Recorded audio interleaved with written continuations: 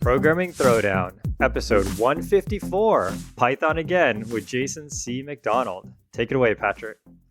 Welcome, everyone, to another episode. Excited to have a guest here today who is going to help us to revisit Python. I think Jason was saying it's been about a decade since the last time we had Python as the topic of an episode. I don't even remember what we were doing back then. It feels like a long time ago.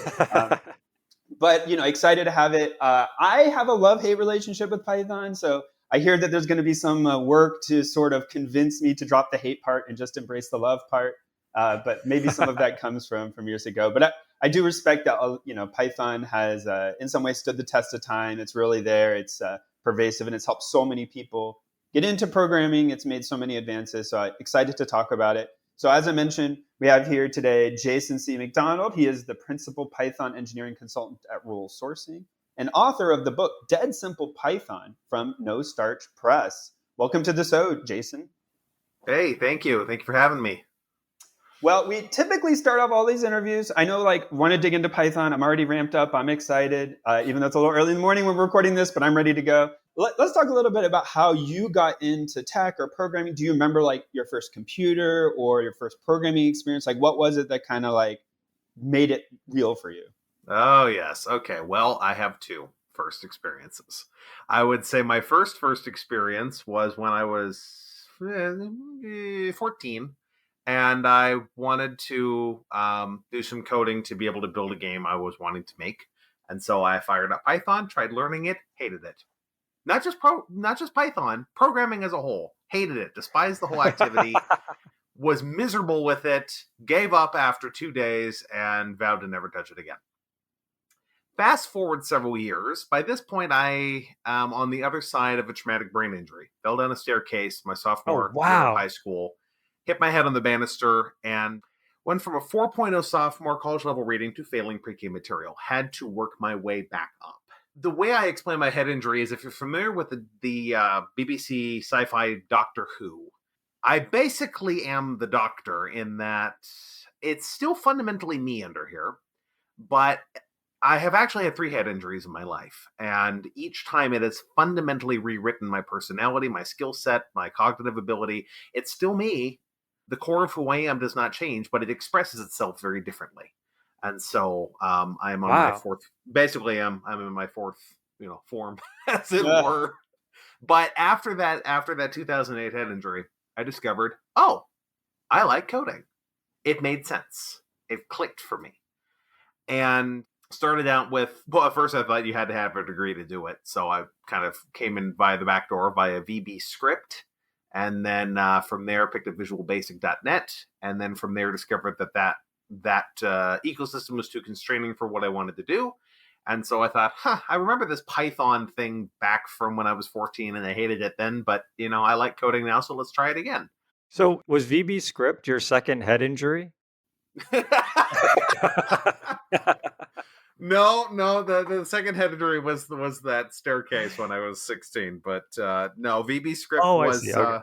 It was an interesting language. It was a good introduction to it, but I still to this day have no idea why you instantiate anything with dim.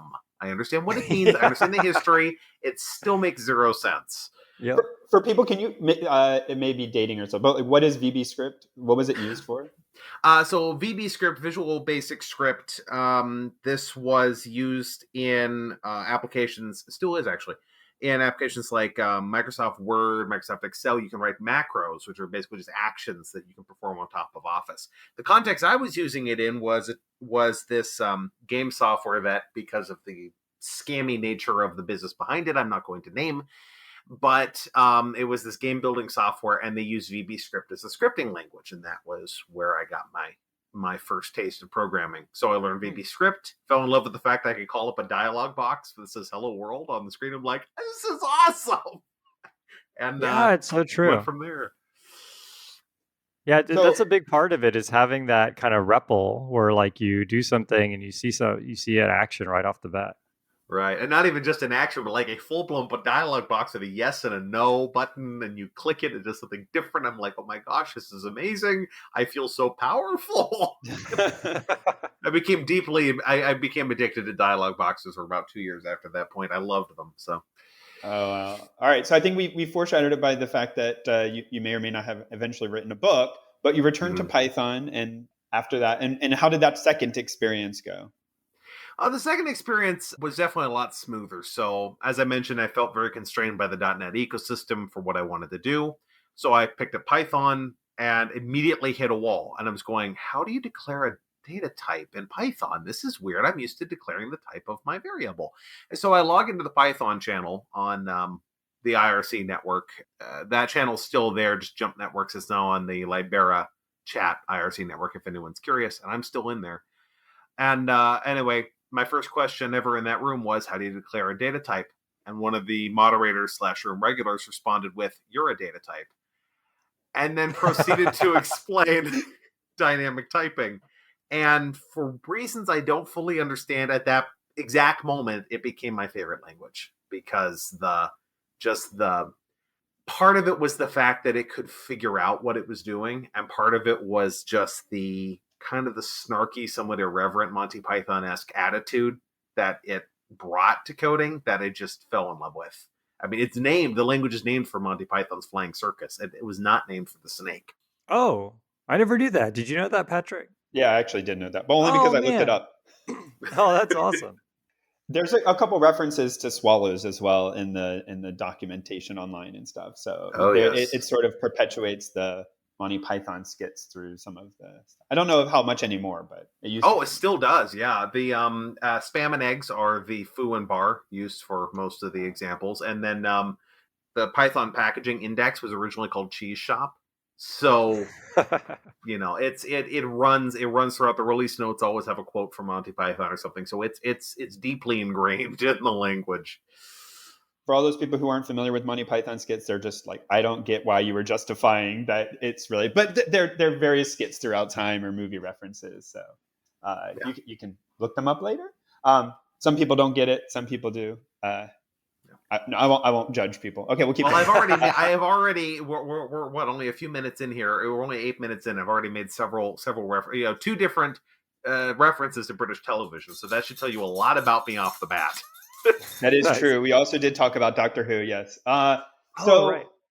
So that you're okay. So you started doing this. You fell in love with the language. You I don't know. I consider that like a pretty intense thing. Like go on the IRC channel. I don't want to say like admit you don't know what you're doing, but I think that takes like a certain bravery. A lot of people would just sort of like continue to Google a few times or whatever. Wouldn't necessarily own it up and just go online and say, I don't know what I'm doing. Someone help me. So you went there. You got some help. It sounds like some snark, but some help.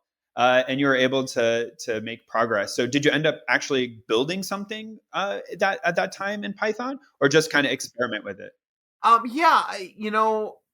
I was building something actually when I got into this in the first place. I was trying to build a game, and I was trying to just solve for the initial early problems of the game, like how do we do animation, how do we do all these things. And so I had a prototype that I had built in .NET, and so it was a matter of now trying to replicate that in Python.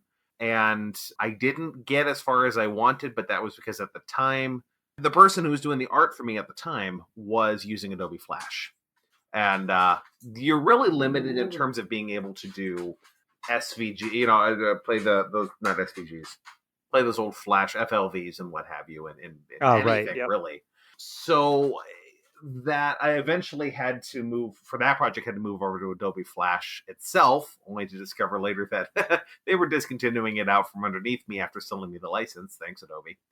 I still will not use their products as a result. But nonetheless, even though I had to switch that project to Flash, I was still building stuff in Python. So I started building just tools and applications, trying things out in it, because I enjoyed being able to quickly create a working desktop application that did something, that solved some sort of need that I had. And it's funny because as I gained more experience with other languages like C++ and what have you, I kept hearing people say, oh, you don't use Python for building GUIs. And I kind of look at them funny, like, what are you talking about. I do all the time. It because I've built stuff in C++. I've built desktop applications there too, or tried. It takes a lot longer. There's a lot more boilerplate. Python, when you know how to use it well, and that's the key. When you know how to use Python well, you can create very maintainable, very performant user experiences in a fraction of the time that you would in other languages. And a lot of that is simply because of the introspective features of the language. Python knows about itself. It knows about its types. It knows about what it is and what it's trying to do as you're working with it. And when you learn to use these patterns, then you don't have to tell the computer as much because it's able to understand itself as it moves forward. I'm kind of misexplaining it, but No, I think it makes sense. No, actually, I think Why this is a great time. Maybe yeah. we come back to this as far as like introspection, reflection, and how various languages handle. Maybe we'll put a pin in that one. I think that might be an interesting topic once we queue it up. But okay, so you're building your game. You're working all this stuff in Python. By that time, was this like part of your job, or had you related the programming into your job, or was this still just like a side hobby? at the time, I didn't even have a job because of my disability. I couldn't work because I would have entire days or weeks without warning in which I just could not function. So I would just basically focus my attention since I had other support. I didn't have to work at the time. I was focusing on my recovery. So every available moment that I had within the confines of a work day, I would be working on building this game or the tooling I needed to build it. And starting about 2013, I realized I knew enough about software engineering at that point to actually run an internship program, which I started an open source internship, and actually have over a dozen graduates from that too. And most of them have gone on to be themselves senior engineers. And I enjoyed that, being able to also speak life into other people. So I gained all this experience with software engineering, with management, with mentoring, with business analysis, with all these different facets. I had to do everything, DevOps, IT. I was the everything for this organization. Unpaid, but it let me focus all of my energy on it. And then once I got to a point where I could start working, by that point, I was pretty experienced as an engineer. But it's amazing. A lot of companies just really don't want to hire people with disabilities, and they'll find every excuse they can to avoid it because, they prefer someone with it's backdoor discrimination. It's like, well, you didn't have an internship at Google. You don't have a bachelor's of science in computer science from this prestigious university. You don't have a background that looks like mine. Therefore, you can't possibly be a good engineer.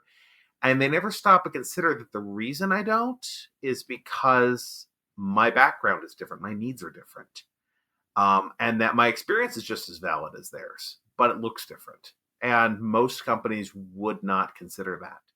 So I spent 6 years searching for work, and it was getting really discouraging. And then I was finally offered a job at Canonical. And my boss there, when I was going through the interview process, was actually fighting for me. He was saying, I want him not in spite of his disabilities.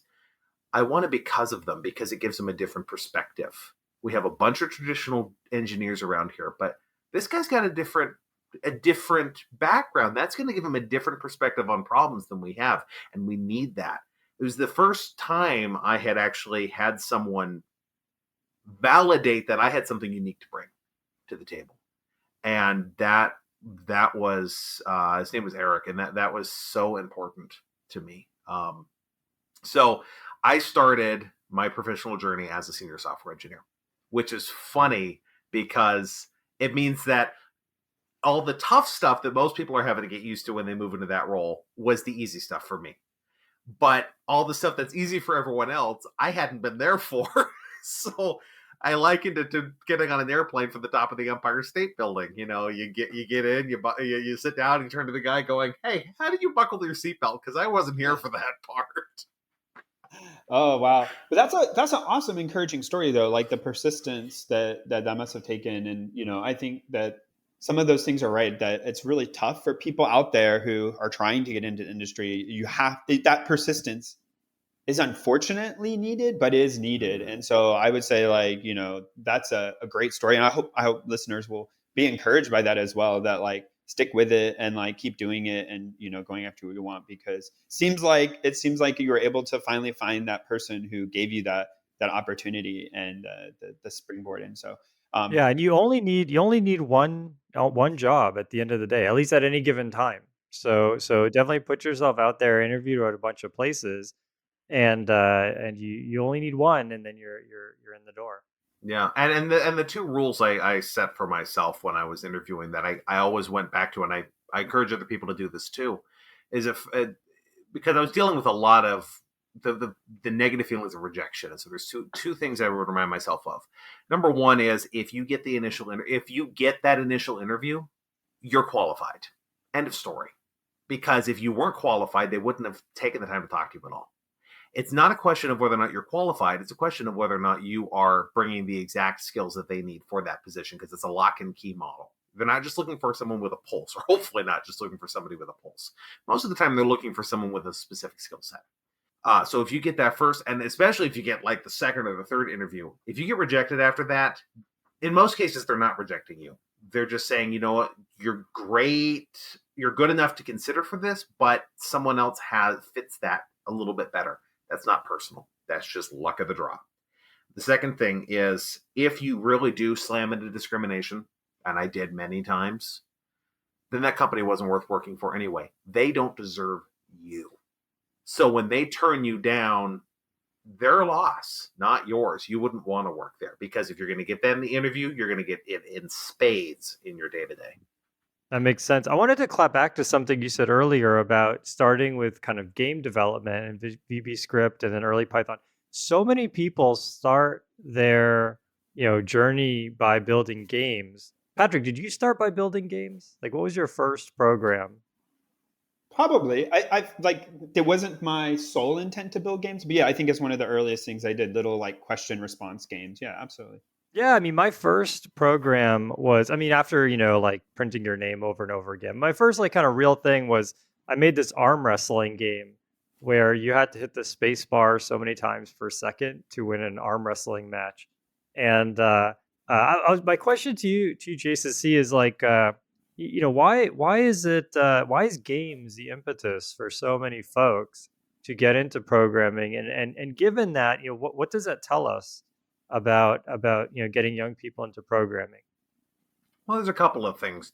One is, and having interns for over 10 years, and in the context of game development, one thing is that a lot of people get into programming, get into game development specifically because they view it mistakenly as an extension of playing the game, which is a totally different thing.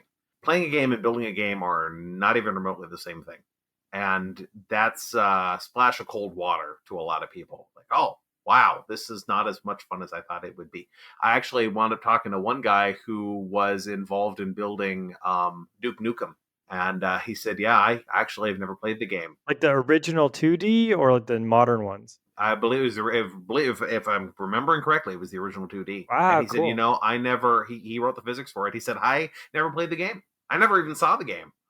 I wrote the physics for it, and I have never even, I don't even know what the game looks like. I never even bothered to look it up. I've never played the game. It's like, so it's game development is itself, we want to build the game that we want to play. And so that's sometimes the impetus of, this game doesn't exist, so I'm going to build it for myself. And that's a great way to get started, but it's important to remember that playing and building are two different things.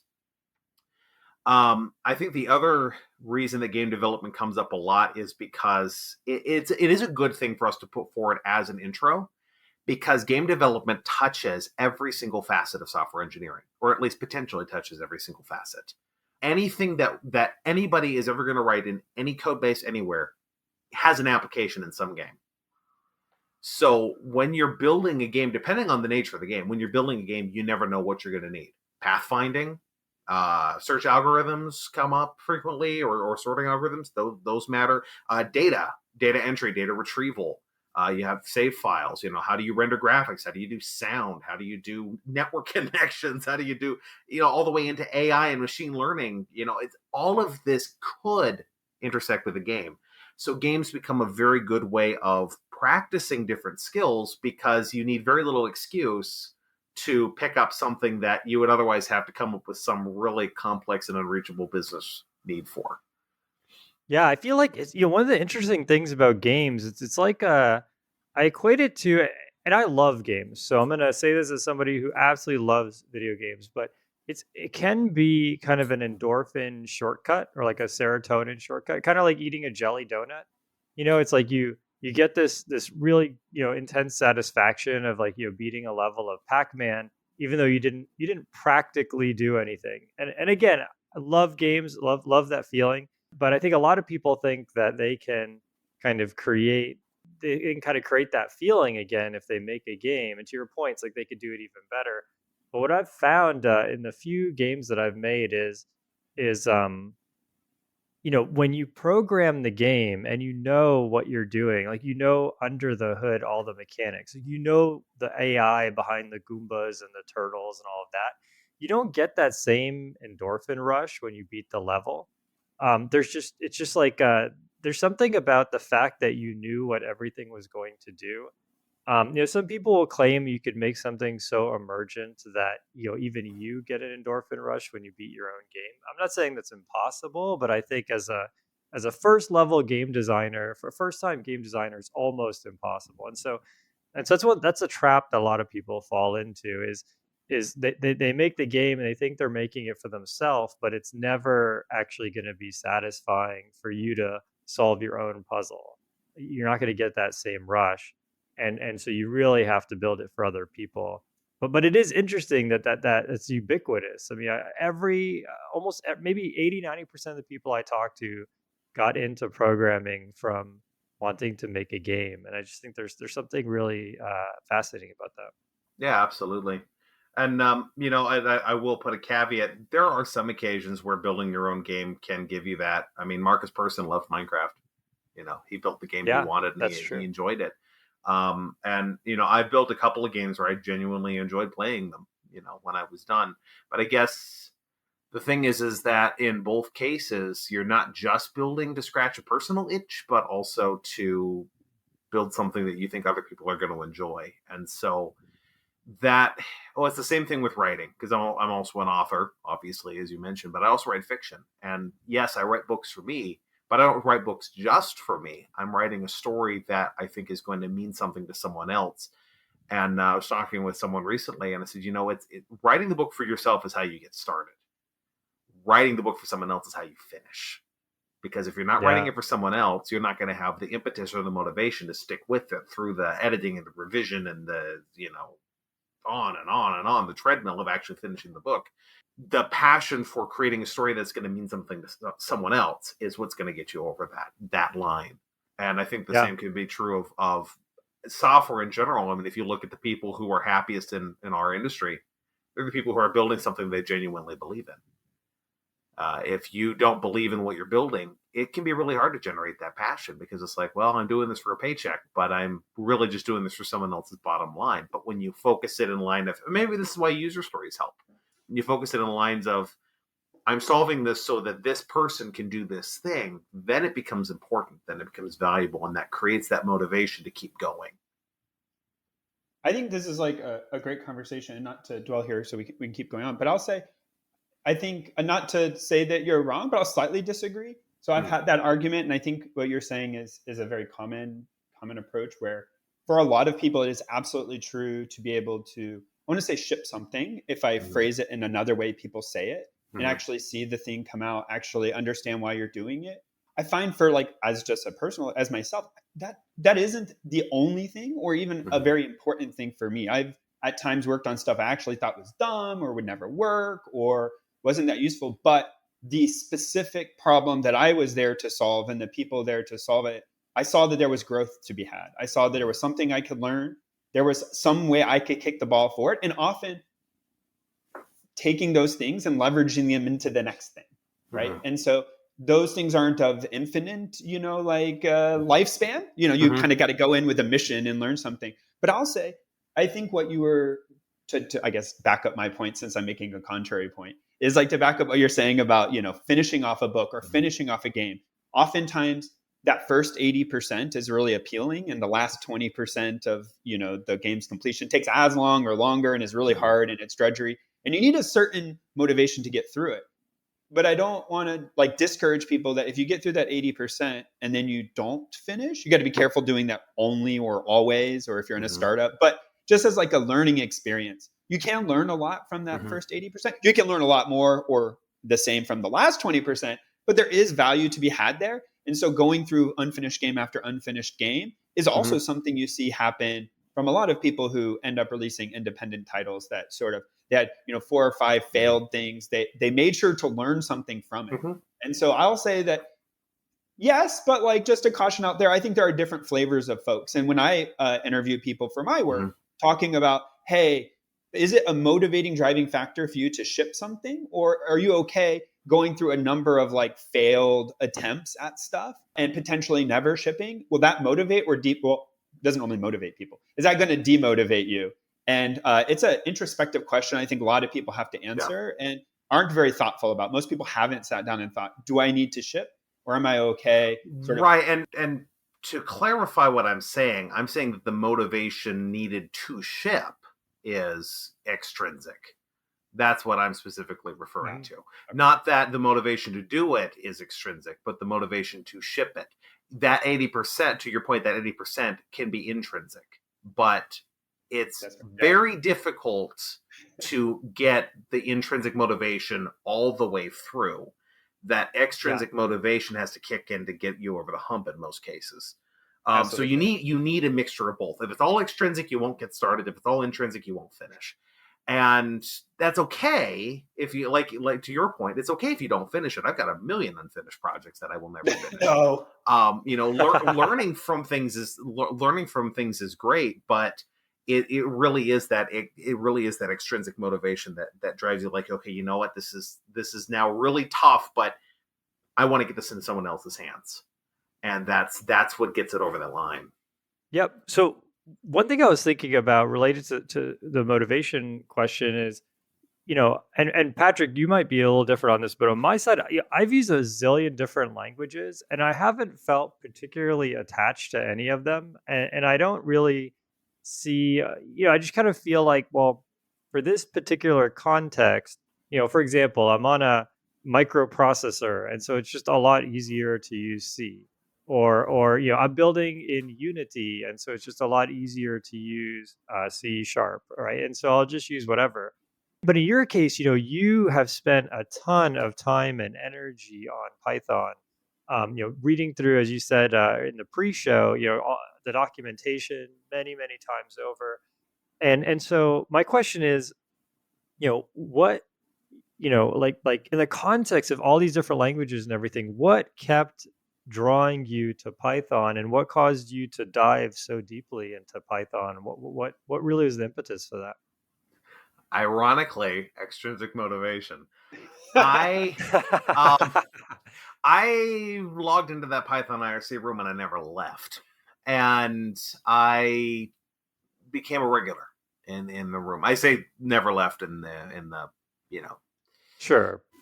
I log out at bedtime, whatever. There were a couple of times I wasn't online at all, but like in general, like this, it's been the core of if I'm involved in the Python community or any programming community, that's it. That's where you're going to find me. It's going to be on IRC, and I kept seeing the same questions showing up again and again and again, and I just began thinking, it's like we keep answering the same questions. I train interns. It's like, if I get the same question 3 times, I need to write it down somewhere because it's worth documenting at that point, if only to save myself the work of having to repeat the entire answer all over again. So I began writing a series of articles that was just attempting to document some of this tougher to understand stuff in Python. And the number one problem I saw with people coming into Python was they were bringing with it the assumptions from their language of origin. And this is, I would say, why most people get frustrated with Python, is they're not writing Python for Python like someone who starts in the language fresh would. They're writing Python as C++ or as Java or as Ruby or as JavaScript or whatever. And it becomes a a very frustrating exercise to write Python code when you're trying to apply the patterns and the thought processes of another language, because Python is very different in how it solves problems. And those differences are the reason why it is so easy to build a complete solution in a short span of time. But those advantages become stumbling blocks when you don't know they're there or you don't fully understand them. So what I began doing is explaining these core concepts. And I just thought, it's just some posts up on Dev, big deal. Until I got a message in chat one day and someone said, did you look at the Android news feed? I'm like, I never look at the news feed. I don't know. Why? He said, you're on it. Like, wait, what? My article series had gone viral for just a flash in the pan moment of about 2 days. It was trending. I'm like, Wait, how did that? Wait, let's dive into that. So where was this hosted, and how did that virality happen? Do you have any I insight? have no clue. So this was on dev.to, and I had a number of followers on there just from that was where I was doing all my tech writing. And I would just write things down, and my somewhat snarky and I guess almost irreverent way of approaching certain things in coding just caught people's attention. They enjoyed it. So for some reason or another, for reasons I don't fully understand, those articles took off. And I wish I could crack the code and say why, but most virality online is just chance. Yeah. And anyway, but I realized there's something here. So at the time I was talking with a publisher that was wanting me to do this video course on C++, and I wound up like turning it down. But around that time I started thinking like, okay, I'm now being approached by publishers. I wonder if No Starch would take this. And so I pitched the article series to them and said, I think I can turn this into a book. And Bill Pollock took one look at it. He said, I think you're right. And within a week, I had a book contract for Dead Simple Python. So I just began starting out like, I'm just going to translate these articles. But see, here's the trick.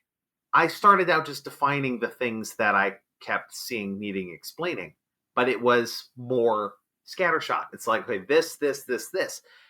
But I'm a very systematic individual. When I start writing the book, I'm like, all right, let's start from first concepts and go through. But I don't want to drag anyone through that same, this is a variable, boys and girls. You're coming from another language. You don't want that basic explanation again.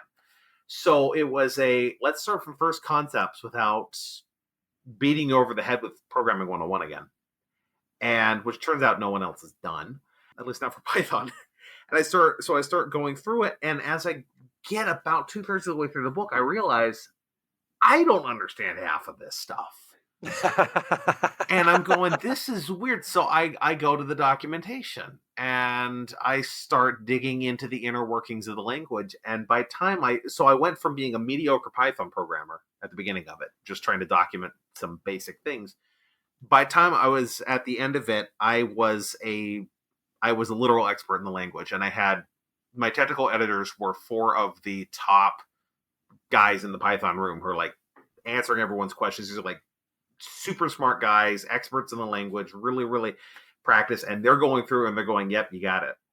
I'm like, I've actually done it. I've actually mastered Python in the process of writing a book. If you want to learn something inside out, write a book. If you also don't want to do anything for 4 years of your life, write a book. Because... I love this dichotomy because I and Patrick, I think, and I are a little bit similar in line on this. Both of us are not particularly social with respect to like developer communities and all of that. I mean, we have the podcast, love the podcast, love the listeners. We try and provide as much code content as we can, but I'm not like I've never really been into like I've been on IRC like 2 or 3 times because people asked me to go on and I just couldn't stick with it.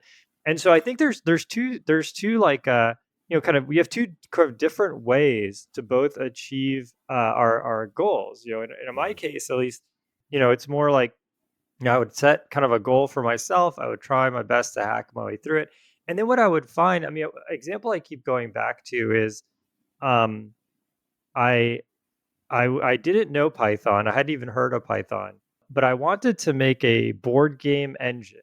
So I wanted to make an engine upon which I would make new board games. that I'd conceptualized, but I was having a hard time. The incremental cost of coding up these board games in C or C++ is getting really expensive. So I thought I'll make this board game engine, but because it's an engine and people can do whatever they can create their own, units and types and dice and everything. It needed to be very open ended. So I thought, oh, I'll just have a variant, which is the C++ object that could be anything. It could be an int or a double or a string, it could be anything. And then I'll just have one class, which is a map of variant to variant. And so this is super open-ended. It could kind of do anything. And after, I want to say months of this, I mean, it was part-time. I still had my day job. But after months of this, I did a little bit of background reading. And I realized I'd invented like the most janky version of Python ever. And so what I should have done is just used Python. And so I think that's something where you can kind of go too extreme on just trying to do things yourself based off your own first principles. Now on the other side of it, you want to also kind of, as Patrick was saying, take pride and take accomplishment and take solace if you need to in your own achievements personally, regardless of what the world outside is doing. So there's this place of good balance where you in your case, Jason, you saw this need, you addressed the need, you kind of iterated on that, and you were kind of constantly in communication with your audience, and that built up to writing this book. And I think it's just a phenomenal story. And I think put a bookmark exclamation on this and land the plane. And I think there's different ways of kind of achieving what you want. And as long as you kind of, work hard, persevere, and continue to iterate, you'll eventually be able to learn any language or pursue any of these goals that you have out there. Yeah, I would agree. And I often like to say there's two phrases I hate. Actually, there's three phrases I hate in programming. I hate the term best practices because there's no such thing. There's good practices. Yeah. But there's no objective best because no two projects are exactly the same. And best practice here doesn't apply over there. So best practices is very kind of, it has a connotation of a sort of arrogance about it. It's like, well, I know the best way to do this. It's like, no, the best way to do that in this project. So I don't like the term best practice. I prefer good practices because it should be a dialogue. There should always be dialogue about it. Why do we do it this way? The second term I hate is Yagni. You aren't going to need it. True, you don't want to pile things on early on, but you want to think about where do you want to go with this thing and not code yourself into a corner. Like you were mentioning with, the different types, you recognize early on that you were going to, regardless of the direction you went in, you recognize early on that you wanted to have that flexibility. And so you might start making those decisions around that flexibility. You're not necessarily implementing all the flexibility right off the bat, but you're not making any decisions that are going to block you. And the third thing I hate is don't reinvent the wheel. Because we reinvent the wheel all the time. We reinvent the wheel every day. How many variations of the wheel, the literal physical wheel, do we actually have in the world? And sometimes you can learn some of the best things from building something that already exists, building it again yourself. You can learn a ton from that process, even if you don't use it. And sometimes you build it and you go, oh, I'm actually sitting on something that's right brilliant. And if you fall in one of the kind of the 90% of situations where it's not, hey, you now understand that thing pretty well. Yeah, definitely. So I'll segue from Jason's map of variant to variant and to the conversation I put a pin in earlier. I'll pop it back up here, which is we talked about you were mentioning the introspection. I said the word reflectivity. Yeah. But you mentioned this about one of the things that captured sort of your attention in Python. We've also loosely, tangentially referenced sort of dynamic typing. And sort of like you were asking, how do you define a data structure? So we're sort of bouncing around some set of topics here that I'm going to try to squish together arbitrarily and, let us talk about here, which is you were mentioning one of the things people do in Python that holds them up from loving Python is not doing Python, but doing something else in Python.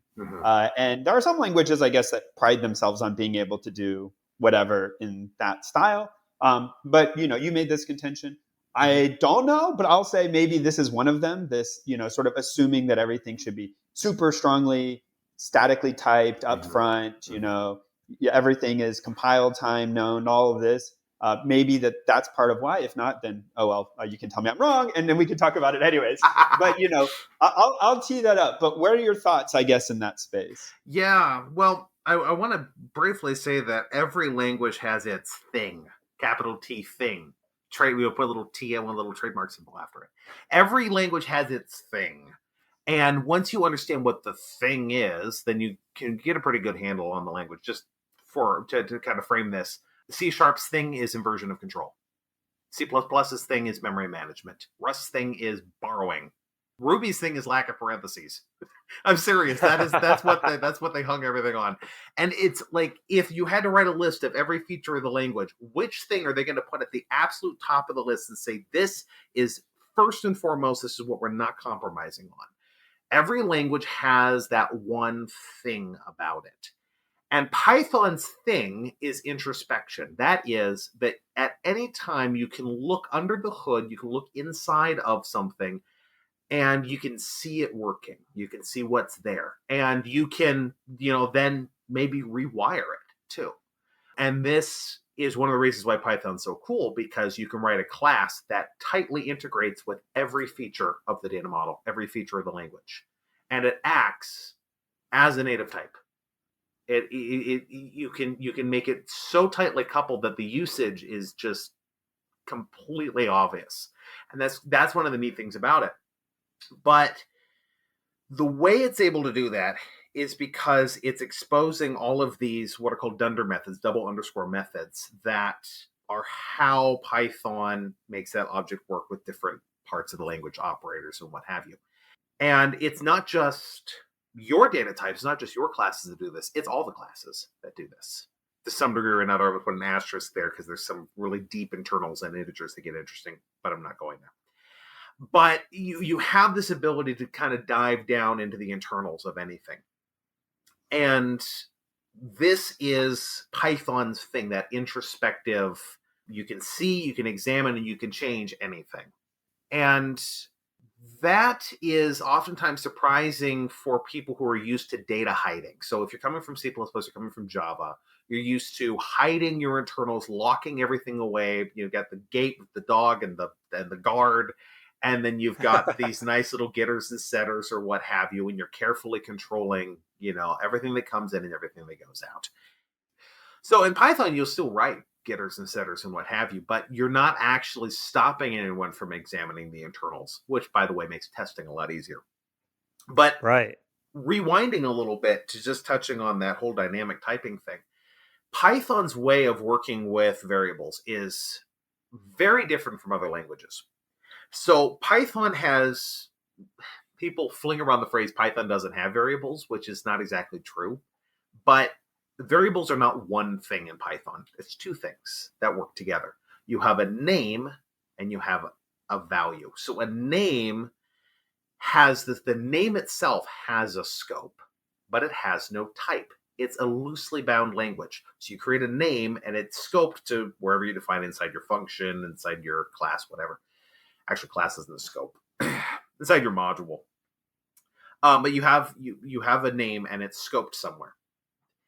Then you have a value, and that value sits in memory, and that value does not have a scope. You can access that value from anywhere, theoretically, but it has to be bound to a name. So you create a binding. When you're doing an assignment in Python, you're creating a binding between this value in memory and this name.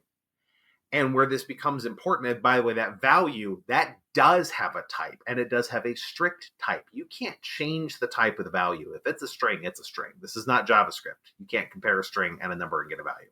It's just going to go, what are you doing? Why are you doing this to me? You're being irrational. JavaScript will just let you. So a value has a type, but it has no scope. A name has a scope, but no type. And where this becomes really helpful is that anytime you do any form of assignment or any sort of passing, like even passing to a parameter in a function, what you're really doing is you're binding that name to the same value in memory that the other name pointed to. So if I say foo equals 5, I'm creating a value 5 in memory. I'm drawing a line from that to the word foo. And then I say bar equals foo. I'm not drawing a line between foo and bar. I am drawing a line between bar and the same value in memory that foo pointed to.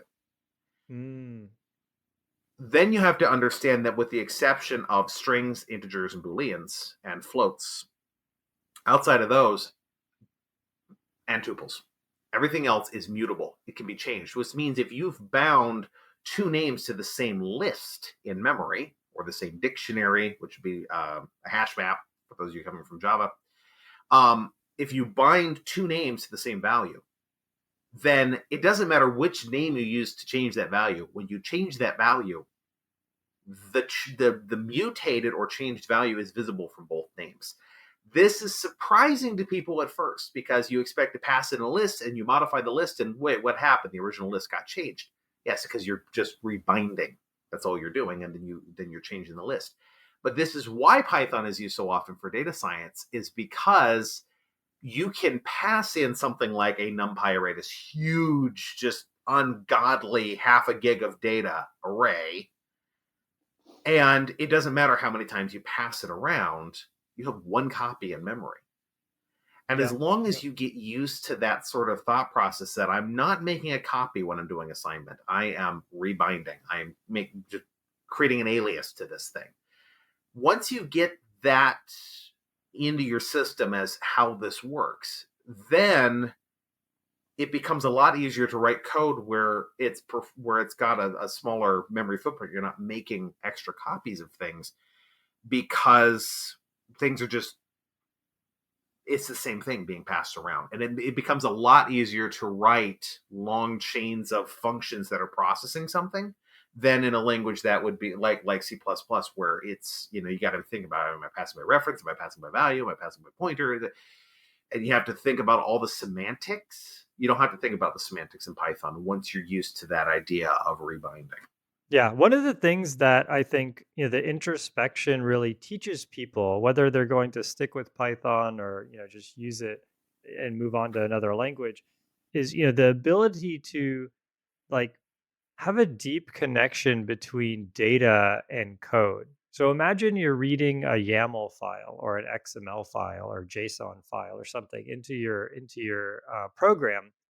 You can in Python, because it's dynamically typed, because of all the introspection, you can read in a YAML file that has, a name category, and the name category has a first name category, and that first name category is Bob. And then when you read that file in Python, you can just say, print my file dot names dot first name, and you'll get Bob. And so it's because, Python is just creating that structure automatically. And it's not something statically typed like C++, where, you have to predefine what you expect this JSON file is going to do. And so if you do something like read JSON in C++, it tends to get kind of ugly where it's going to read everything into dictionaries where you can't say, what is the type of this object because you're past that point. C++ can't easily do kind of like runtime type inference type stuff. Right. It becomes very complicated. Yeah. This idea of like, I have my data, I have my code is kind of driven by my data. The way you realize that stuff in C++ is through things like protocol buffers, where you run this command and it generates a zillion lines of C++ that have a whole bunch of types in there. But, I think seeing Python shows you kind of, if you're willing to make sacrifices in other areas, like this is like just such a beautiful way for, working with data and code together. And I think that's one of the reasons I think why data scientists tend to really jump on. Another reason why they tend to jump on Python. Yeah, it's a very data first language, and again, it still cares about those types. I think this is part of what makes it work. It's not saying that the type isn't important, but it's changing the focus from what is the particular framing of that data. Like C++ cares about not just does it have this structure, but is it actually an instance of this exact class that I've written? Whereas in Python, you have instead what's referred to as duck typing. If it looks like a duck and quacks like a duck, it's a duck. And Python doesn't really care whether it's a duck or a moose in a duck suit. If it can fit the basic criteria, then that is, if it can fit the assumptions that you're making about the nature of the data, then you can work with it as if it is that data. And so you start seeing like there is inheritance in Python. There is, believe it or not, you can even do like, one of the things people ask when they come into Python is, can I do an overloaded, function that handles, and the easy answer is no. And the true answer is yes, you actually can. There is a way to do overloaded. They're called single dispatch functions in Python, and you can do them. And I talk about them in the book. But it's not based on it is this class. It's based on it can do these things. And so you start being able to write your type checking type logic, not around being an instance of a thing, but having certain criteria. And there's these cool things called abstract base classes, where you can describe what you're expecting out of the data instead. It needs to be iterable, or it needs to be numeric, or whatever. There's all these different abstract base classes. And those are based on certain behaviors being implemented on the type, not on the type itself. And so that's one of the reasons why it can be very quick to write some very complex code, because you can work with it on the basis of what it does, not what it is. Yeah, that makes a bunch of sense. I wanted to pivot a little bit here. One thing that is sort of like a staple of Python, or is relatively famous or infamous at Python, is the GIL, right? The GIL is a global interpreter lock. And so the idea here, and actually JavaScript has the same thing. I don't know why Python gets so beat up for this, but the idea with the GIL is, if you say, I'll just kind of tee it up. If you say, x equals 2 in Python, Python will, before the way it will process that instruction is it will claim a mutex. That's a global mutex across your entire Python program. It'll lock that. It'll say nobody else can run any instructions right now. It'll do the x equals 2 assignment, and then it'll release that lock. And so now if you have another thread in the same process that's executing Python, now that other thread has the opportunity to do something. But at any given time for a process, only one instruction can get executed. Other than there are some exceptions, which we should definitely talk about. But what's your take on that whole paradigm? And I heard that there's talk of them getting rid of it, and what's going on there? Well, so the GIL definitely gets a bad rap unfairly. So I need to touch on the history of the attempts to remove it. There have been multiple attempts. Now, as of right now, it is now possible to compile Python without the GIL. They do have that, but you have to compile it yourself. There's some caveats to it I'm not going to go into, but there have been other attempts to remove the GIL. And the funny thing is that it always has a negative impact on performance.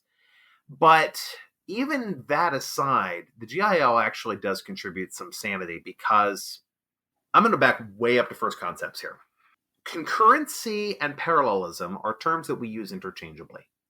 And we should not be using them interchangeably because they're not even remotely the same thing. Concurrency means that while I'm waiting on one thing, I do something else. Parallelism means I'm doing two things at once. Now, the reason we tend to confuse these two things are because in many languages that are not, that don't have something similar to the GIL, threading is a way to achieve parallelism, because those threads could split off into multiple CPUs. They're not guaranteed to split off onto separate CPUs, but they might. So the way threading tends to work in many languages then kind of bleeds those two concepts together, but you're actually doing two different things. So concurrency is needed in the context of I/O blocking. And this is where I am waiting on an input from the user. And so while I'm waiting on that user input or that network connection or whatever, I am I/O blocked. I can't do anything about that. I'm just waiting for someone else to say, hi, I'm here now. While I'm waiting, I'm going to be doing something. I'm going to be running some heavy calculations or whatever. what this is doing is it's improving the perceived responsiveness of your program. Your code's not actually faster, but what's happening is that because you're doing something while you're waiting, it appears to be faster, because while that user was typing, some of those calculations are going on in the background. And this is crucial when you're doing UX design, is because you spend a lot of time waiting on the user to click on something so you can do other stuff in the background meanwhile. That's concurrency.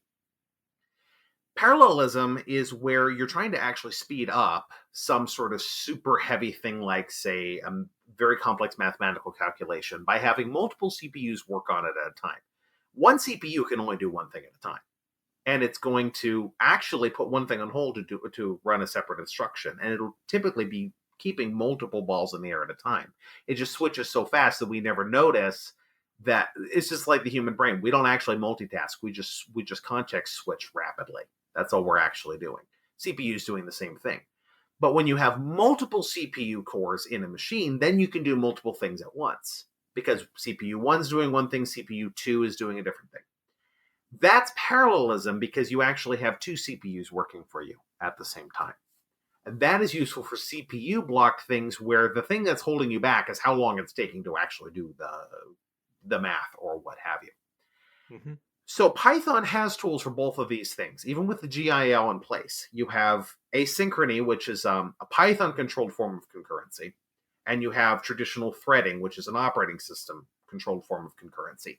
And it has both of these tools to handle the I/O blocking. Similarly, it has a module which gets a lot of unfairly bad rap called multiprocessing, that allows you to spin up multiple Python processes to be able to handle different things you want to do at the same time. Now, that's actually a good thing, because multiprocessing has, in any language, a significant amount of overhead. When you add more threads, more processes, what you're actually doing is you are increasing the load on the machine to actually manage this. So the overhead of managing multiple threads and processes has a cost itself on performance. And when you get into it, this is not something you just throw at code and make it faster. You have to actually weigh the costs of managing those multiple threads or those multiple processes against the benefits to your code. And that requires a fair bit of experimentation. So because Python separates these two things out, then you can use the lighter things, asynchrony or threads, for I/O blocking, and then when you actually encounter a situation where parallelism is provably going to speed up your code, then you can pull that off the shelf and bring it in a deliberate fashion, using only just as many processes or workers as necessary to actually speed up your code. Funny thing is, you would think more workers faster, but in most cases, 2 or 3 workers is all you're ever going to need. Bringing in 10, 20 workers is actually going to slow you way, way down. So there's all these things. And so the GIL, I find, is beneficial because it forces you to do this thinking up front. And you have to start thinking about, how do I share data between these things? How do I get messages back and forth? And that gets into all sorts of snarly issues that you have in every language, like locking and deadlocking and live locking and the consumer producer problem. And you are forced by Python's GIL to solve these problems deliberately upfront in your design. So when you actually implement it, you have less surprises. Not no surprises, less surprises. So that's my view on the GIL. And it is possible now to get rid of it, but I don't really see any need to in most cases. So, but if you get rid of it, then how do they handle all those things that you just mentioned? What if 2 different threads, say one says x equals 2 and the other says x equals 3? Without a GIL, how do they deal with that? And I would have to say, I don't know. There is a reason why it has taken them a decade to figure out how to get it out of Python. Guido van Rossum is directly involved in it, and it's very experimental right now. So the stability and sustainability of it are completely.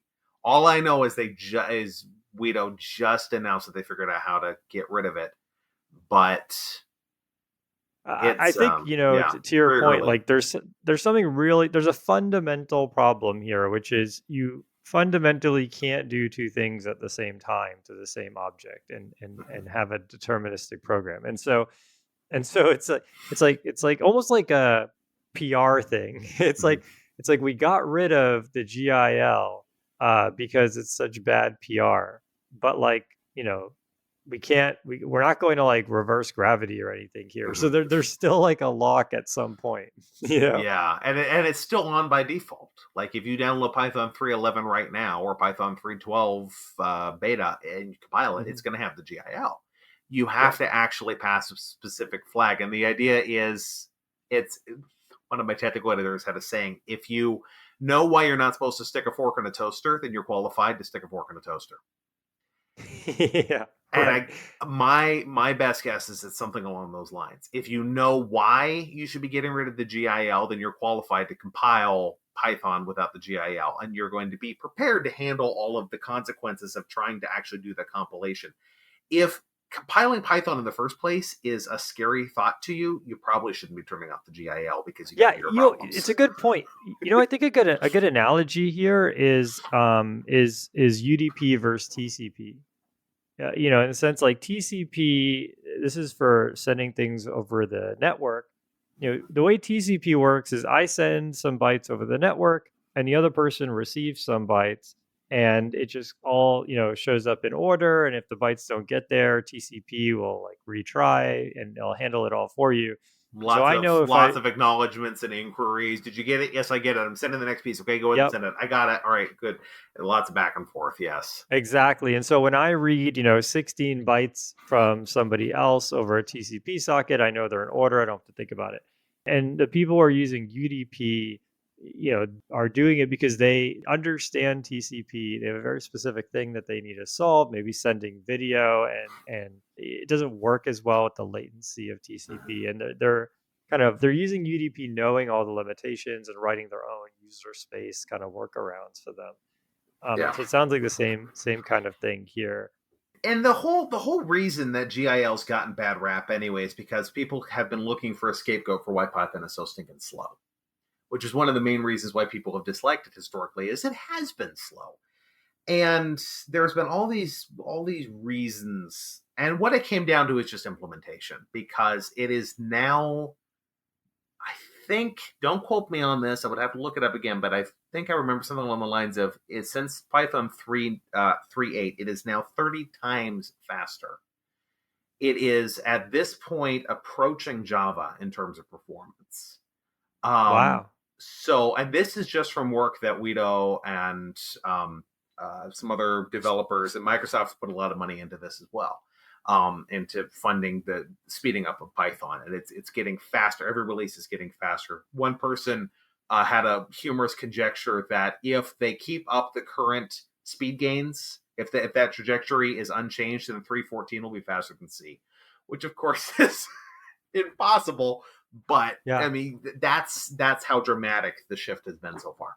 It is huge, but a lot of times people think, okay, well, Python's slow because of the GIL. No, it has nothing to do with it. In fact, it's slower without it.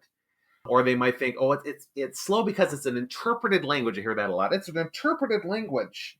Well, interpreted language doesn't actually mean anything. Most of what we use is an interpreted language. Compiled just means you're moving from one code form to another, and Python's compiled too. Compiled to bytecode. But the default Python implementation historically was slow because that bytecode had to be run by an interpreter on the end user's machine. And there's been for a long time another flavor of Python called PyPy, Pypy, and that was a just-in-time compiler. So that actually, even then, had the same performance as Java because it was running in the same way that the Java JVM runs. It actually compiles to machine code at the time of execution. Python was slow because Python was slow, and that's improving. But there's nothing inherent about what it is or how it did things, like from a design standpoint, that made it slow. It's just how it was coded. And as we learn more and as we're able to examine certain parts of the code base and improve things, then we're able to solve a lot of those performance issues. Yeah, that makes sense.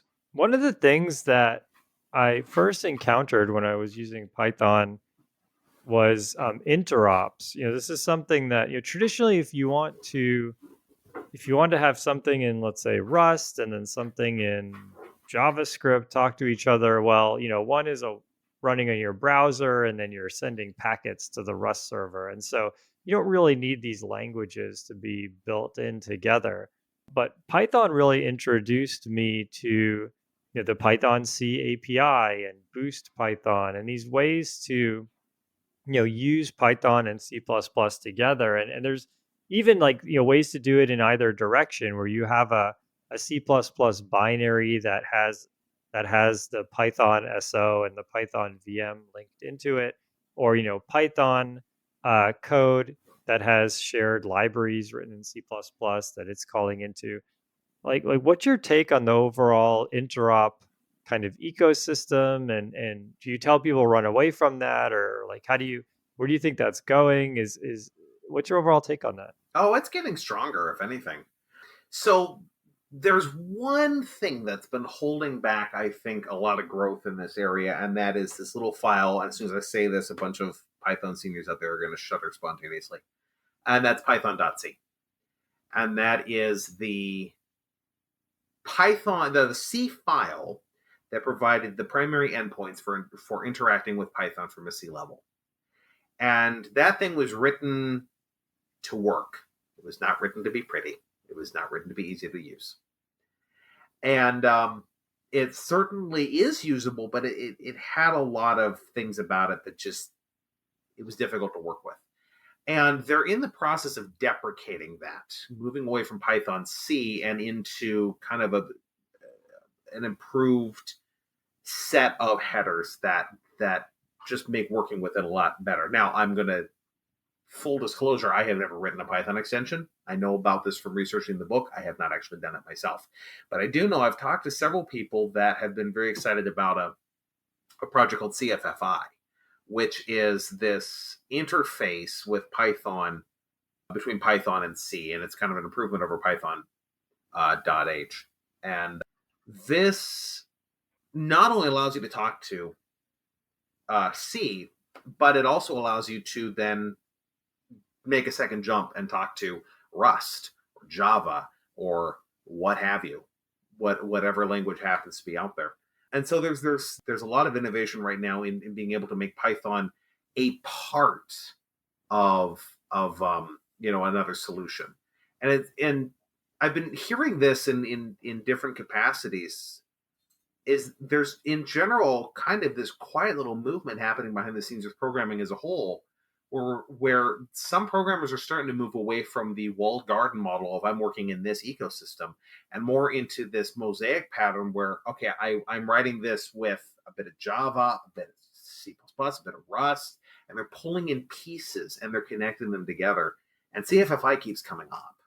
And so it's interesting because it's I don't know which came first because I don't know enough about it, but it is kind of fun to see that. I also know there's an effort to get, not just an effort, it is working. Python is now, there's a version of Python running in WebAssembly outright. And that has enabled Python in the browser for the first time, which means that via WebAssembly in a similar way, you can bring Python into a project that is also using JavaScript, because Python's not being turned into JavaScript. Python is Python. It's running in WebAssembly. And then because JavaScript is also able to communicate through WebAssembly, they're able to work together on things. So I'm seeing a lot more of this kind of mosaic pattern, and I'm excited to see what's going to come out in the next few years, because every language has its strength and its weaknesses and its thing, and if we can move into a space where we can pick up a language on the basis of this is good for this piece of the project because it's just easier to do this thing here, and this thing over here is easier in this language, and you don't have to decide between the two of them, would be incredible. That would be frankly a much saner way to move forward in some projects than having to marry one language until death do us part. Your thing about dialog boxes comes to mind here. It's like that's actually one thing that I don't know how to do in Python. I mean, there's many things I don't know how to do, but that's off the top of my head. I wouldn't actually know it's not obvious to me how I would make a Windows dialog box pop up in Python. I think that there's nothing. And in general, with UI, I find that the Python UI story is a little strange. I mean, there's PyTK, which I've honestly never used. I don't know too much about it. PyQt seems to be pretty popular, but if I want to use a web front end like Electron or one of these things, it seems to be really dominating. Like Slack is written in Electron, Discord, the desktop client's written in Electron. It's not obvious to me how I would use Python with Electron, and so yeah, I think the UI story in Python. What's your take on that, and where's that going? I've always enjoyed UI in Python. Python TK is okay for getting started, but I mean it's not beautiful by any means. Well, it can be, depends on where you're using it. It kind of tries to mirror whatever operating system you're in to mixed effects.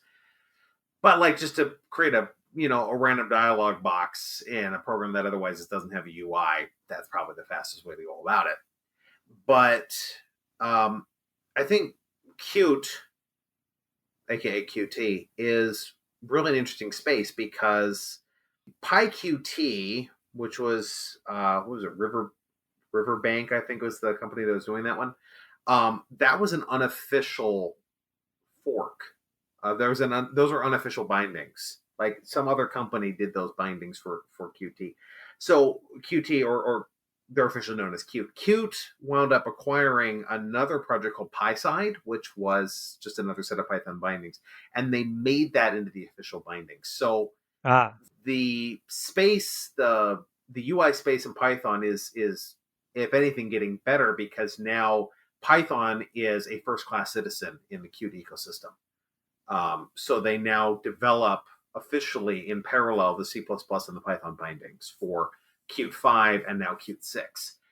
Similarly, GTK, which is also more frequently known as G-Object now, which is the whole GNOME ecosystem, that is also cross-platform. That's had bindings forever. I've done work in PyGObject before. But whether or not that works in Windows, that's GNOME's fault. It's whether or not it works in Windows, it remains to be seen. And then there's some newer libraries that are coming out. There's been this huge influx of Python-based UI, UX libraries in the last few years. There's some rather interesting players in the space now. So I think that's really starting to expand, and probably the data science and machine learning spaces are driving that because there's all these projects that are using Python for data science, using Python for AI and machine learning. And the people writing those need front ends, they need dashboards, and they don't want to move out of Python.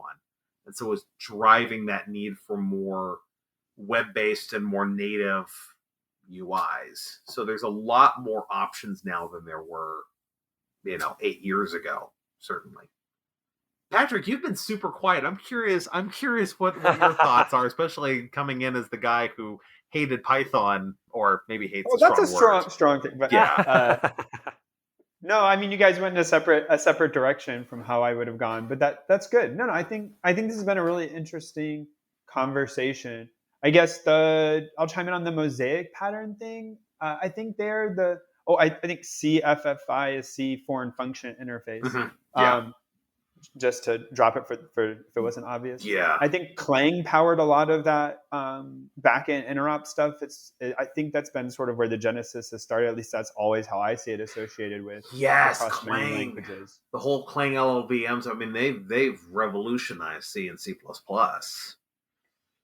I'll make a prediction there. I too am excited because I tend to do a little dabbling across languages and think that's interesting.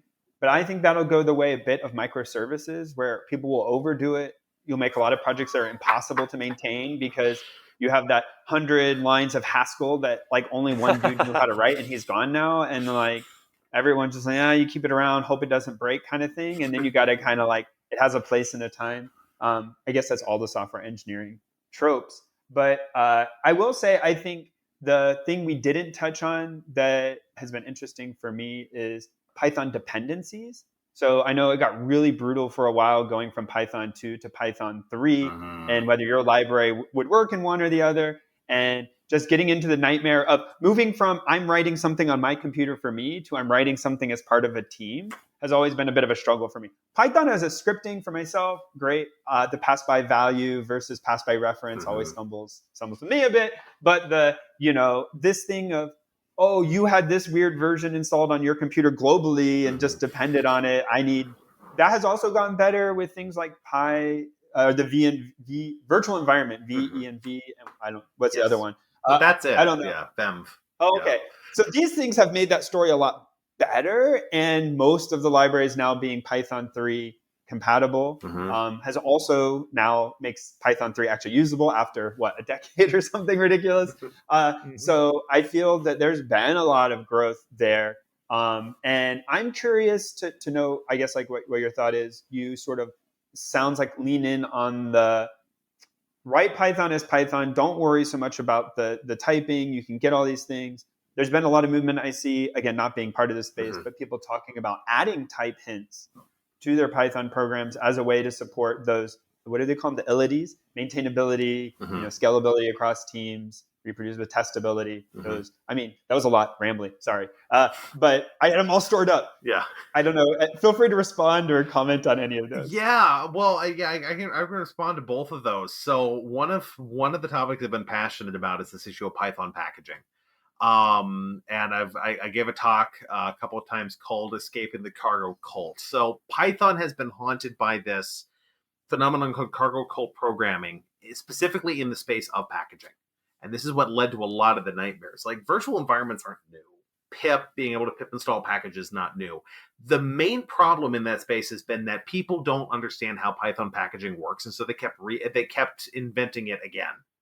And they weren't inventing it because they were trying to understand it. They were inventing it because they thought there was nothing there. And so they would just try to figure it out. And then when they would figure something out, then they'd say, hey, I figured it out. Here's a template. And then they'd start passing that around. And someone else would copy that template and modify it and understand none of it. And so you had this compounding problem of just all of these projects with these setup.py files that were just not reasonable, rational, or reusable. And all these assumptions that were leaking, because every time you copy and paste code, you were copying and pasting the assumptions and the headspace of the programmer who wrote it. And most of those assumptions are not going to apply to your project. So you're going to have to then go back and understand what it is you just copy pasted and vet whether or not those assumptions even make sense. That's assuming you can find them all. This is why I'm a huge advocate for, if you find something on Stack Overflow, take 10 minutes and literally retype the whole thing.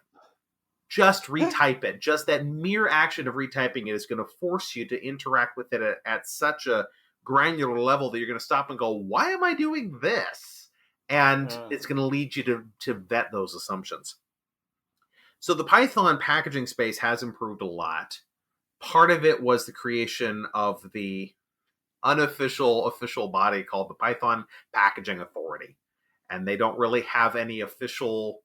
They're like the advisory board. They're the people that build the packaging tools and they help steer Python in terms of packaging, but they don't really have any sort of, hammer to hit it over the head with. Although the name deliberately makes it sound like they do. And they've helped bring a lot of clarity to this space, moving away from the setup.py files, which were... It just tempted people to write too much convoluted logic to try and package. And they moved more towards the setup.cfg and PyProject.toml files, which are declarative. They say, you're describing your project in a fairly standard fashion, and then you can pick a backend. Do you want to use setup tools? Do you want to use Poetry? Do you want to use Flit? And so that's reduced a lot of that insanity. And it's also standardized things like stating what your dependencies are and pinning versions for those dependencies. And so that has really driven a lot of the improvement in this space. If anyone is listening and thinking, I'm struggling with this too, the two things I would do is, number one, figure out your packaging as early in the project as possible. I one time built a game. It took me a month to build the game. It took me 2 years to package it. I am not kidding. Thank you, Kivy, for literally declaring that shipping to the end user is an edge case. I wish I was kidding. That I'm quoting the the maintainer. So figure out your packaging early. Figure it out at first, if at all possible. Second is do out of place testing. Write your tests in a separate folder from your source. So you have your source folder, src, put your Python packages under that. Have as many packages as you want, but put all your packages under that.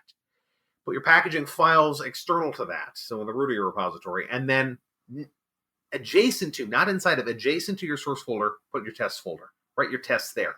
What this is going to do is it's going to force you to only be able to run those tests in a virtual environment that has installed your package, which means that all the assumptions you've been making about your current working directory and about it works on my machine are going to break.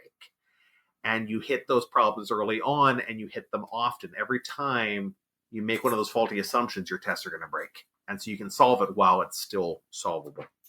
Great tip. You also touched on annotations, but I can come back around to that if you have any follow-up thoughts on packaging.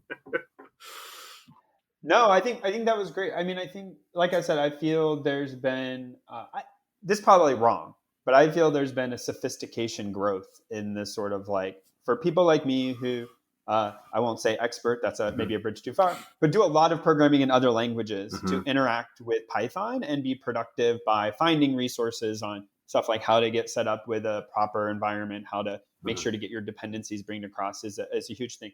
And to be clear, do most of my programming in C++. The dependency story is easier because it's non-existent. Yeah, There's several people attempting to do it, but you just basically, as far as I know, a significant fraction of people just use no dependency management. And so I shouldn't throw stones, but I just say that, there's that assumption in Python. You're going to sit down, you're going to bring all these batteries included, batteries not, you bring them all in and then you just go. And when it works, amazing. And I think that we were talking about annotations for types, and I think that was the other thing for me is how do I go from writing a script for myself and make sure that when I put that up on the team's GitHub and they go pull it down, that not only it runs dependencies, but also that when they're looking at one function, how are they understanding what's expected to be coming in, what's getting returned? Right. That was always something that was a bit foreign to me. Yeah, and just one other note I'll mention on the packaging front. You said it seems like a sophistication. I would actually say it's a desophistication.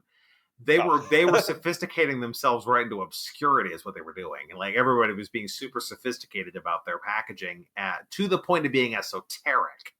And so that was part of the problem, I think. C++ never had the opportunity to be sophisticated, like to your point, that you download and you compile the thing, or you bring in a DLL or some such nonsense. And there's almost an assumption that this is going to hurt.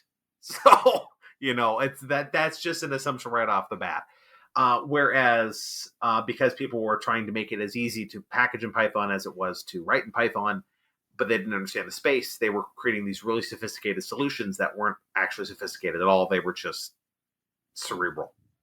And because you take two cerebral things and slam them together, they're not going to work because they're two completely different thought spaces. So desophisticating it, making it more obvious, more like you don't have as much say now as you used to. And that's really a good thing because you shouldn't be reinventing packaging more than likely. To the type annotation thing, I think the thing to understand about type annotations is Python is not JavaScript. And that was, I think, one of the driving factors that led to it being put in there. As I mentioned earlier, a value is still strictly typed, but you're strictly typing it on the basis of what it can do, or you're interacting with those types on the basis of what they can do. And so Python's always had this saying, explicit is better than implicit. It's part of this poem called the Zen of Python that is kind of the tongue-in-cheek driver of decision-making in the language. Like, this is the best way to describe what our priorities are as a language. It was written in jest, but as you'll notice very quickly with Python programmers, the line between kidding and serious is spider silk thin. So it's usually when we're making a joke, we're also being dead serious about it at the same time. Amazingly passive-aggressive bunch. I love them, though. So type annotations became a way of explicitly defining the assumptions that you're making about what you could do with the value. You don't, in most cases, actually Python does not actually use those type annotations itself. That's the term annotation is deliberate. It's like a comment. It's a special type of comment that is just a reference for the software developer / the static analysis tool like MyPy to be able to look at it and go, you're breaking this assumption. And that's helpful because not everything fits neatly into this little bucket of type annotations. There's sometimes where you just finally, you're tearing your hair out, you just shut it off because there's just no way to do it. But most of the time, it's pretty reasonable to be able to say, here's the assumptions I'm making. This thing you're passing in should be iterable because I'm going to be using it in a loop. So this should be an iterable. And this should be an integer because I'm going to assume it's a numeric value without a decimal point, and so on and so forth. So so you're really describing the sort of data that you're expecting to be fit into those spaces. Now, I say it's rarely used by Python itself. There is one exception, and that is those single dispatch methods I mentioned earlier. It will actually look at the type annotation in that case, and the code itself will use that to determine which of the single dispatch functions to call based on the type of data that was passed in to the first argument of the function. And so it can switch. I think match statements also can work with type 2, actually. The new match statements. So, yeah, that makes sense. So I wanted to give a bit of time here to talk about Dead Simple Python. So this is a book that you wrote. It took an extraordinary amount of time and effort. You had to read through the guts of Python many times, talk to the core developers. A lot of them are editors on the book. And kind of talk us a little bit through, who is the target audience for this book, and how do you expect that audience to use the book? Is it something where you expect people to read it cover to cover? Is it an encyclopedia, or people are going to go to a specific chapter when they need to? What's the audience, and how are they going to use it? Sure. And I do have to, in full disclosure, clarify something. None of the core developers I spoke to are editors on the book. Python experts certainly are the editors, but none of them are. A core developer is someone who actually develops the Python language, and none of the guys who edited the book are officially mandated core developers. But I did talk to a couple of core developers in writing it. There are a couple of thank yous in there from some. In particular, the guy responsible for writing the asynchrony library actually took a look at that chapter and helped me future-proof it. A couple others, which I appreciate. Anyway, but Dead Simple Python was written for people who know another programming language. And they want to understand Python deeply, or maybe they even know a bit of Python. Maybe they've worked in Python before. But they continually find themselves baffled by the obvious solution. So there's another saying in Python is there should be one obvious way to do things. And that seems very glib until you read the next line of the Zen of Python, which says that way may not be obvious unless you're Dutch, which is a reference to Guido. And basically, the term simple in terms of this book and the term obvious in Python mean the same thing. It's not obvious or simple looking forward. You're looking at the problem, you're going, how in God's green earth am I supposed to do this? I can think of 50 different ways. Which way is right? It's only obvious or simple retrospectively. Once you've actually found the best way to do it, then you look backward and you go, of course, nothing else would have made sense. It clicks. It's got that sort of psychological snap to it that you just like, this makes more sense than anything else I could have thought of, but only once you know it. And so the whole goal of the book is to help people develop that sort of ability to see things, to see the one obvious way, in figure quotes, forward instead of just backwards. And I do that by explaining, well, first of all, I skip all of the sort of boring, this is what a loop is, this is what a variable is, this is what a function is. You know this stuff. You don't need a refresher. But what matters to someone picking up the Python language is, what is a loop in Python? What's special about a loop in Python? What's special about a variable or a function in Python? So understanding what makes it unique in this language. So the approach I take throughout the book is I will start from what I call the most sugar-free version. Like it'll be Python code, but it won't have any of the fancy special stuff. I'm literally doing it the most manual way possible. And then I add layer upon layer of abstraction. So by the time you actually get to that for loop or that assignment statement or whatever, you're going, oh, so what's actually under the hood is this. And because you understand what's under the hood, then it becomes sort of a pattern substitution. And you understand why you're using a for loop. It's because, okay, this is, I'm iterating, and I'm iterating in this way. And so it really enables you to understand the whys and the wherefores of Pythonic patterns in a way that you can then apply it to your own code. The other thing I did with this book is I didn't give a project. There's tons of examples that you type through with me, and they're snarly in all the right places. Like, I don't make any of them behave nicely. I took a lot of time to make these like really examples that really had a lot of hidden surprises where it would break in unexpected places, and you'd have to understand why is it breaking here and how do we fix that. But I didn't give any project because the assumption was you're probably writing some code. You probably already have a goal in mind. You don't need me to hand you something to do. You're already doing something. What you need is the tools necessary to be able to solve that problem. So you could work through it cover to cover, but it is also written on the basis that you can just drop right to the chapter on the thing you're working with. Like, okay, how does asynchrony work in Python? You can drop right into that. And the only assumption it's going to make is that anything that's been defined in a previous chapter, I don't need to go through again. If you do need it, there's an index, there's a glossary, you can turn back if you need to. But it focuses on each piece at a time, layer after layer. So by the time you get through the whole book, you've covered the entire core language, front to back, and even touched on a few of the libraries in the process. That was the approach I took with the book. That's awesome. I think you mentioned a couple of decisions and how to communicate the book and like what to write. And I always appreciate that that's one of the things with programming books in particular. You said best practices before. I'll say sometimes people give, this is the best book. You want to learn something like this is the best book. And I always find it's like, really? Like the tone of the book, the style, like learn such and such in 4 hours, always the wrong answer. You can never learn it in that many hours. It's always a lie. But other than that, I think like it's sometimes you just need a certain kind of communication style. Maybe it's watching a YouTube video. Maybe it's, reading a book. I think that I just love the fact that I feel for our field that we just have so much diversity in how to express the concepts. And somebody does need to learn how to write a for loop, but you don't have to write a book for them. You can write a book for the person who says, yeah, I know what it is. Cut to the good part, right? The part where like what makes it special.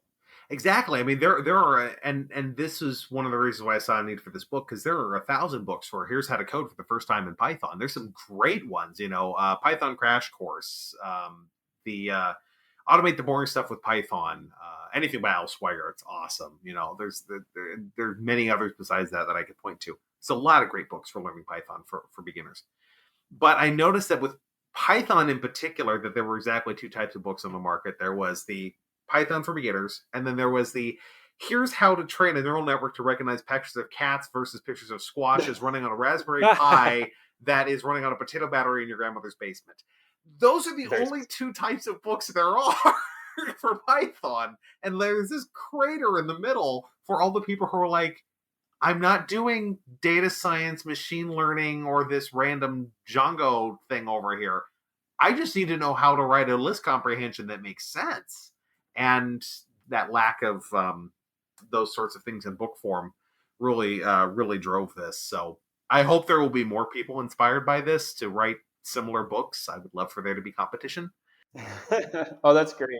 But yeah, I think there was one book that was pretty close, and I won't name it because I don't want to poke fun at a fellow author. But I was asked like, okay, well, is this similar? And I'm like, no, it's not, because like I looked just like at list comprehension. It's like, this is just a simple for and in range of 1 to 8. It's like, what about conditionals? What about accessing subkeys on it? What about unpacking a tuple in the middle of it? Like, none of this half of it's not even documented. And that's kind of the funny thing is like, I had to really dig into how does this work at all, because no one wrote it down. So that was fun. Well, Jason, this has been great. We have, just a couple minutes and we got to head out. But what if people want to catch up with you? Follow. So obviously the book. Anything else like people to keep up with you or check out? Yeah. In general, links to I am ubiquitously found online as CodeMouse92. So anywhere that I am, that's my screen name. I just left the Big Bird Blue site, the Big Blue Bird site. Excuse me, I got that backwards. It was getting a bit musky in there. So I am now on Mastodon. If anyone's finding me, CodeMouse92 at Mastodon.online. I have a terrible pun every Monday too, so be forewarned. If you follow me, prepare to groan. And I can be found on IRC pretty frequently as well. I don't know, I've been unplugging a lot more from social media. LinkedIn's pretty good too. But whenever I write new articles or whatever, they're probably going to be on dev.to. That's a neat community to check out. And then there's also my podcast, The Bug Hunters Cafe. So talk about debugging on there, so that can be fun too. Well, awesome. Thanks. I thought that was an awesome. We covered a whirlwind of topics like basic, sophisticated, or all over the map. That was amazing. Definitely plenty of brain food here to kind of think about and ponder. But thanks for being on the show. It's been a great time. And thanks to all of our listeners again for hanging with us another episode. And we'll see you all next time. See you later. See ya.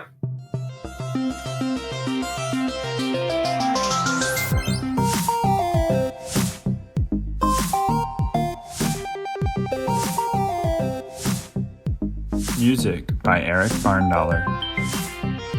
Programming Throwdown is distributed under a Creative Commons Attribution Share-alike 2.0 license. You're free to share, copy, distribute, transmit the work, to remix, adapt the work, but you must